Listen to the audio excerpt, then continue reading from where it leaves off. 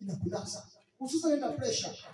Ukisikia mtu anasema nina pressure, unasikia pressure imepanda siku ya Jumatatu. Kwa sababu huyu shetani ndio kazi yake. Anapanga hayo matukio. Hebu sema amen. Hebu sema amen. Hebu sema amen. Anapanga hayo matukio, anaangalia leo Jumatatu ajenda hii. Hatuna ajenda nyingine leo.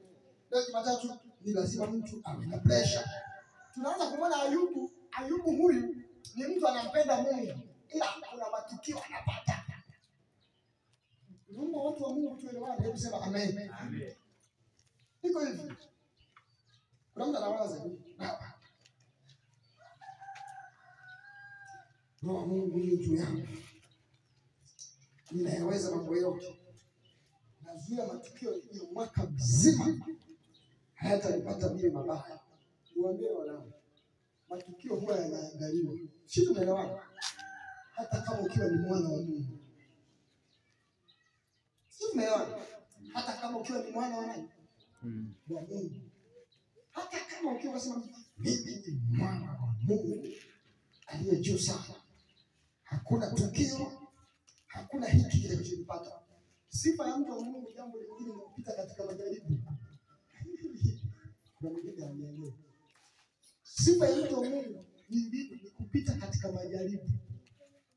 Alafu na unapopita utoke bila kuhudhurika, ili ufanyike kwa ushuhuda. Sisi tumeelewana? Sifa ya mtu wa Mungu upite katika majaribu, na ukipita utoke bila kuhudhurika. Hiyo ndio sifa mahususi sana ya mtu wa Mungu. Hiyo tunaelewana. Na kama hujawahi kupita, jiandae. Ndio baba inakuwa unabidi, kuna mahali unapita unashika, yani unasongwa, mawifi wanakusonga.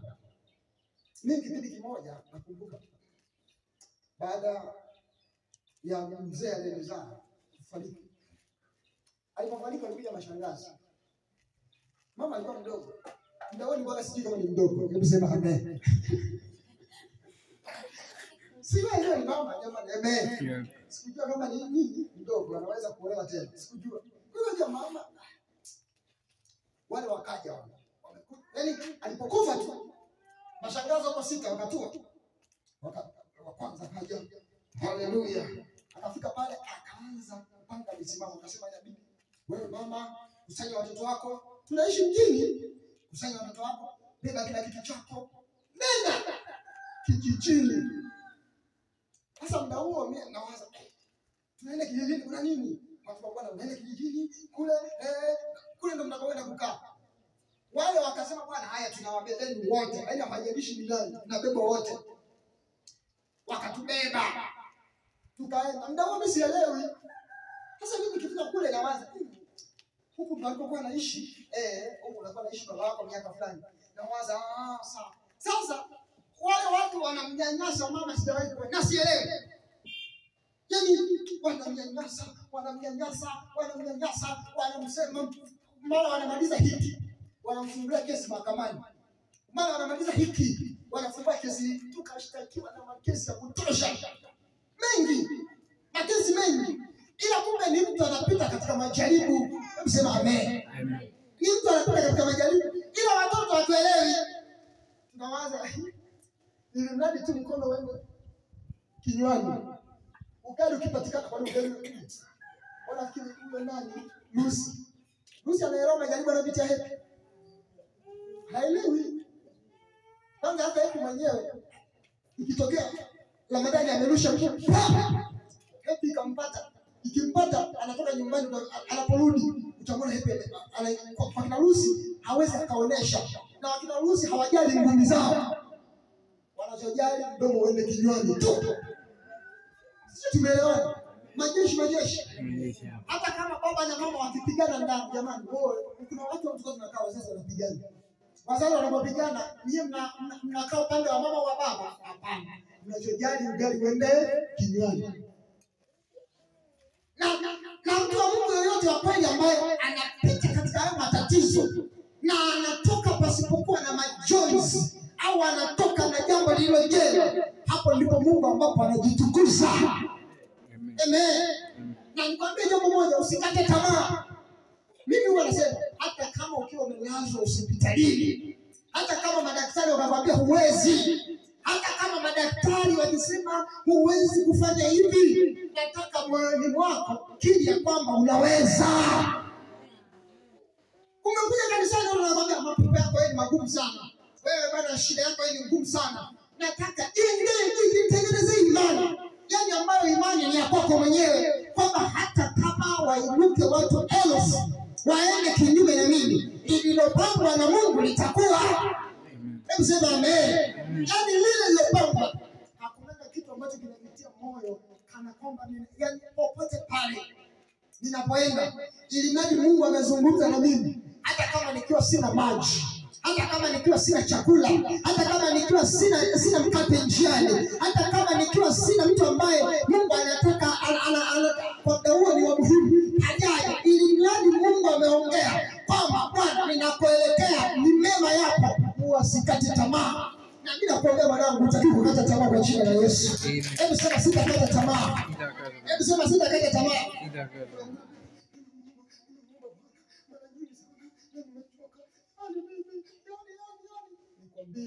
Hebu sema amen.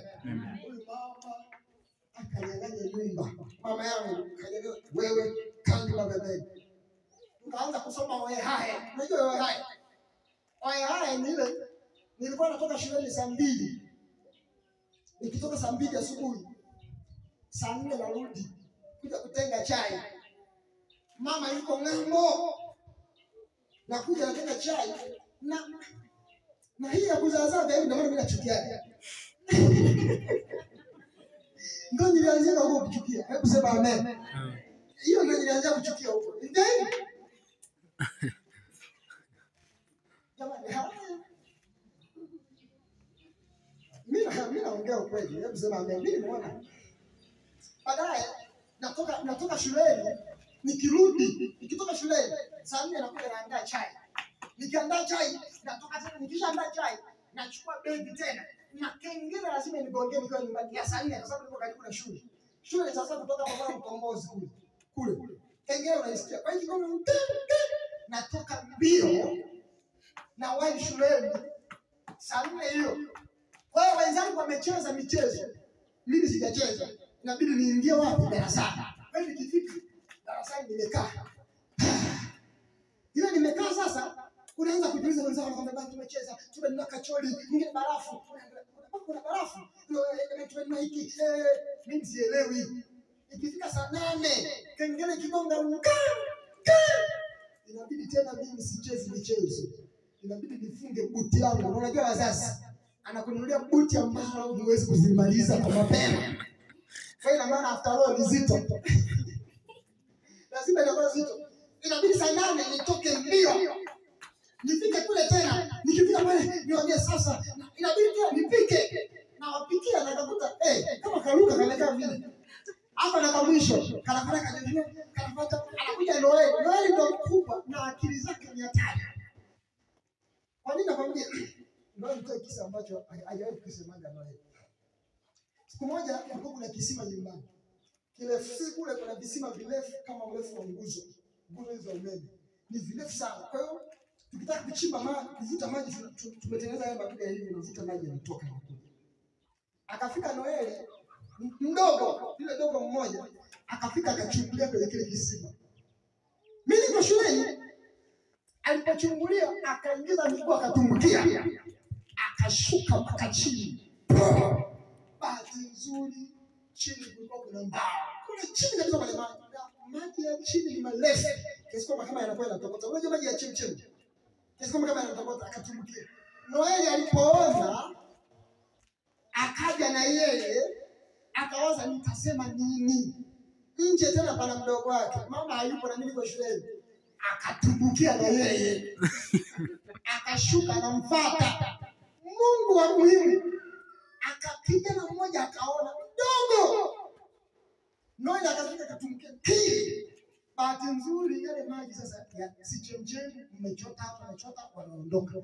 Watu wanataka waje warudi jioni kwa ajili ya kuja kufanya kuchota. Maji yale yanazidi kupanda. Mpaka pale yakaanza kuwafikia. Yakawafikia hadi hapa. Ikabidi yule Noeli ambebe mdogo wake akaelewa maji yanafika. Yule mtoto mdogo anacheza, haelewi, akafika akasema, "Mama, mama amerudi." Tena nikatumbukia kama kaka Noel alipotumbukia kwenye kisima.